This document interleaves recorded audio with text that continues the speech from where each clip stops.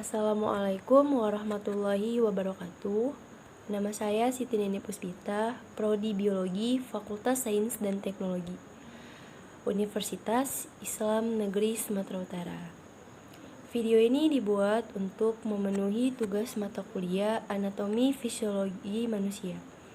Di sini saya akan menjelaskan tema tentang anatomi dan fisiologi sistem otot. Masuk pengertian otot. Apa sih pengertian dari otot?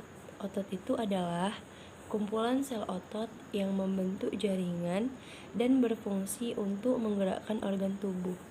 Otot itu merupakan alat gerak yang aktif, sementara rangka tubuh merupakan alat gerak yang pasif. Otot disebut juga alat gerak aktif karena otot dapat berkontraksi. Otot itu memiliki 3 ciri. Yang pertama ada kontraksibilitas, yang merupakan kemampuan otot untuk memendek dari ukuran semula. Ciri yang kedua itu ada ekstensibilitas. Ekstensibilitas ini merupakan kemampuan otot memanjang dari ukuran semula. Nah, ciri yang ketiga itu ada elastisitas. Elastisitas ini merupakan kemampuan otot untuk kembali ke ukuran semula. Pengertian sistem muskuloskeletal. Sistem muskuloskeletal terdiri dari kata muskulo yang berarti otot dan skeletal yang berarti tulang. Muskulo atau muskular adalah jaringan otot-otot tubuh. Ilmu yang mempelajari tentang muskulo atau jaringan otot-otot tubuh adalah miologi. Nah, di sini terdapat sistem muskuler. Yang pertama itu ada otot. Semua sel-sel otot mempunyai kekhususan yaitu untuk berkontraksi. Terdapat lebih dari 600 buah otot pada tubuh manusia. Fungsi sistem muskuler itu ada 3. Yang pertama, pergerakan otot menghasilkan gerakan pada tulang tempat otot tersebut melekat dan bergerak dalam bagian organ internal tubuh. Fungsi sistem muskuler yang kedua itu adalah penopang tubuh dan mempertahankan postur. Otot menopang rangka dan mempertahankan tubuh saat berada dalam posisi berdiri atau saat duduk terhadap gaya gravitasi. Fungsi sistem muskuler yang ketiga itu untuk produksi panas. Kontraksi otot-otot secara metabolis menghasilkan panas untuk mempertahankan suhu tubuh normal. Kita masuk ke ciri-ciri sistem muskuler. Ciri-ciri dari sistem muskuler ini terbagi 4. Yang pertama ada kontraktivitas. Serabut otot berkontraksi dan menegang yang dapat atau tidak melibatkan pemendekan otot. Ciri-ciri yang kedua ada eksitabilitas. Serabut otot akan merespon dengan kuat jika distimulasi oleh impuls saraf. Nah, ciri-ciri yang ketiga itu ada ekstensibilitas. Serabut otot memiliki kemampuan untuk menegang melebihi panjang otot saat rileks. Ciri-ciri yang keempat itu ada ekstisitas. Serabut otot dapat kembali ke ukuran semula setelah berkontraksi atau meregang. Jadi itulah 4 ciri-ciri dari sistem muskuler. Selanjutnya itu ada jenis-jenis otot. Jenis-jenis otot itu terbagi 3. Yang pertama ada otot rangka, yang kedua ada otot polos, dan yang ketiga ada otot jantung. Yang kita bahas terlebih dahulu itu adalah otot rangka. Otot rangka merupakan otot lurik, volunteer, dan melekat pada rangka. Karakteristik otot rangka yaitu yang pertama, serabut otot sangat panjang sampai 30 cm, berbentuk silindris dengan lebar berkisar antara 10 mikron sampai 100 mikron. Karakteristik yang kedua itu setiap serabut memiliki banyak inti yang tersusun di bagian perifer. Yang ketiga, kontraksinya sangat cepat dan kuat. Jaringan otot rangka terutama melekat pada tulang dan berfungsi menggerakkan bagian-bagian skeleton. Jaringan otot ini tergolong otot bercorak atau striated karena pada pengamatan mikroskopik jaringan ini memperlihatkan adanya garis atau pita gelap terang bergantian. Jaringan otot rangka bersifat volunter karena berkontraksi dan berelaksasi di bawah kontrol kesadaran. Yang kedua itu ada otot polos. Otot polos itu merupakan otot tidak berlurik dan involuntar. Jenis otot ini dapat ditemukan pada dinding berongga seperti kandung kemih dan uterus, serta pada dinding tuba seperti pada sistem respiratorik, pencernaan, reproduksi, urinarius, dan sistem sirkulasi darah. Serabut otot berbentuk spindle dan dengan nukleus sentral. Struktur mikroskopis otot polos adalah sarkoplasmanya terdiri dari miofibril yang disusun oleh miofilamen.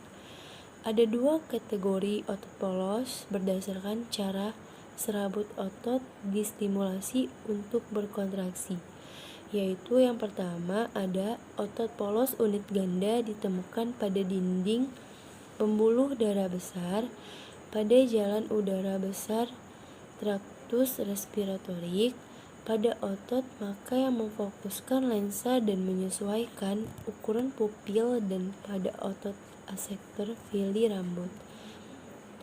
Yang kedua kontraksinya yaitu otot polos unit tunggal ditemukan tersusun dalam lapisan dinding organ berongga atau viscera.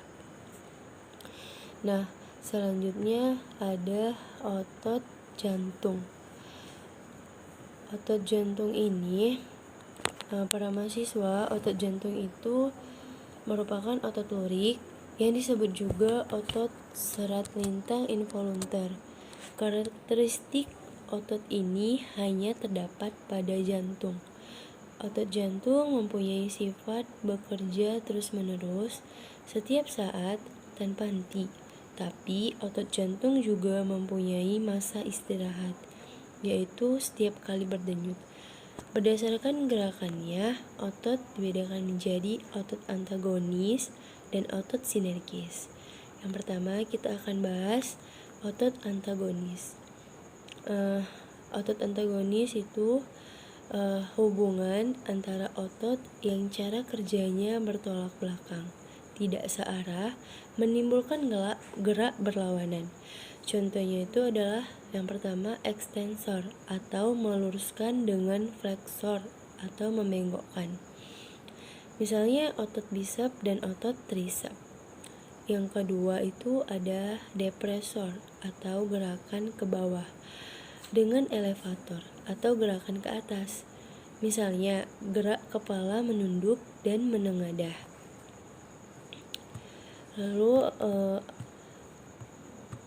yang kedua itu dia ada otot sinergis, yaitu hubungan antar otot yang cara kerjanya saling mendukung, bekerja sama, menimbulkan gerakan searah. Contohnya pronator teres dan pronator vagus. Otot polos, tadi ada membahas otot polos. Otot polos itu struktur jaringan otot polos sangat berbeda dengan jaringan otot lainnya atas subtipe. Unit struktural dan fungsional otot polos utama otot polos miosit atau myokitus non striatus, memiliki struktur, susunan, dan persarafan yang unik. Baik, masuk judul yang keempat yaitu klasifikasi kerja otot. Klasifikasi kerja otot itu terbagi 4. Yang pertama ada agonis atau primer mover, yang kedua ada antagonis, yang ketiga ada sinergis, yang keempat ada fiksator. Yang pertama kita bahas itu ada agonis atau primer mover. Agonis atau primer mover ini merupakan otot utama yang berkontraksi saat melakukan gerakan tertentu. Klasifikasi yang kedua yaitu antagonis. Antagonis ini merupakan otot yang bekerja secara berlawanan atau tidak searah dengan otot agonis. Misalnya ekstensor atau meluruskan dengan fleksor atau membengkokkan. Misalnya itu otot bicep dan otot tricep. Klasifikasi yang ketiga yaitu sinergis.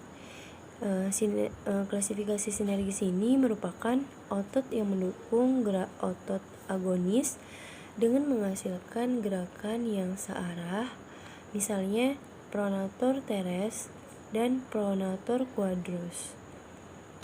Selanjutnya klasifikasinya itu ada fiksator. Fiksator ini merupakan otot yang mempertahankan gerakan menjadi statis melalui kontraksi isometrik, yaitu ketegangan otot meningkat namun panjang otot tetap sama dan tidak terjadi gerakan.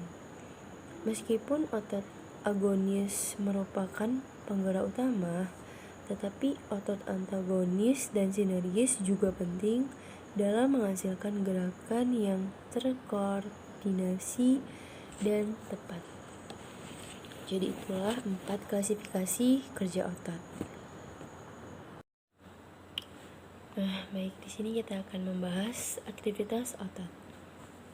Untuk berkontraksi, otot harus dirangsang oleh impuls saraf. Satu neuron motorik atau sel saraf dapat merangsang beberapa atau ratusan sel otot tergantung pada otot tertentu dan pekerjaannya yang dilakukan. Satu neuron dan semua sel otot yang dirangsang disebut unit motorik. Ketika serabut saraf atau akson mencapai otot, maka akson bercabang menjadi sejumlah terminal akson yang masing-masing membentuk persimpangan dengan sarkolema dari otot yang berbeda. Persimpangan ini disebut dengan neuromuskuler. Neuromuskuler mengandung neurotransmitter. Neurotransmitter yang menstimulasi otot rangka adalah asetilcholine.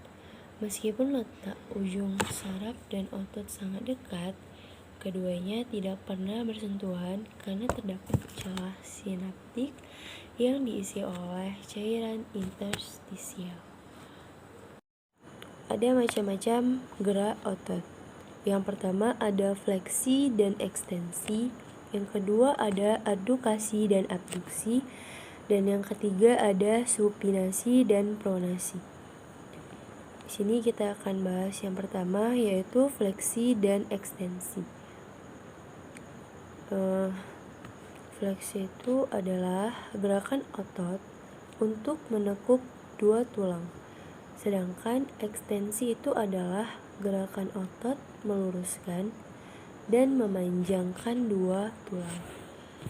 Contoh gerak fleksi adalah saat kita menekuk lengan, kaki, saat kepala menunduk, dan saat pinggang menekuk untuk membungkuk. Contoh dari gerak ekstensi adalah saat pemanasan untuk olahraga, di mana kamu meregangkan kaki, tangan, dan pinggang, juga saat menengadah untuk melihat langit. Yang kedua, macam-macam yang kedua itu adalah aduksi dan abduksi. Aduksi dan abduksi ini adalah gerakan di sisi tubuh. Abduksi adalah gerakan menjauhi tubuh, sedangkan aduksi adalah gerakan mendekati tubuh. Gerakan abduksi sama ketika kita melakukan jumping jack. Macam-macam yang ketiga, macam-macam otot. macam-macam gerakan otot. Yang ketiga itu ada supinasi dan pronasi. Supinasi adalah gerakan memutar lengan bawah untuk menengadahkan telapak tangan. Sedangkan pronasi adalah gerakan memutar lengan bawah untuk menelungkupkan telapak tangan. Gerakan supinasi dilakukan saat kita menerima sesuatu dari orang lain. Sedangkan gerakan pronasi dilakukan saat kita memberi sesuatu pada orang lain. Mungkin itu saja yang bisa saya jelaskan mengenai tema saya atau judul saya tentang anatomi dan fisiologi sistem otot. Lebih dan kurang saya mohon maaf. Wabillahi taufiq wal hidayah. Wassalamualaikum warahmatullahi wabarakatuh.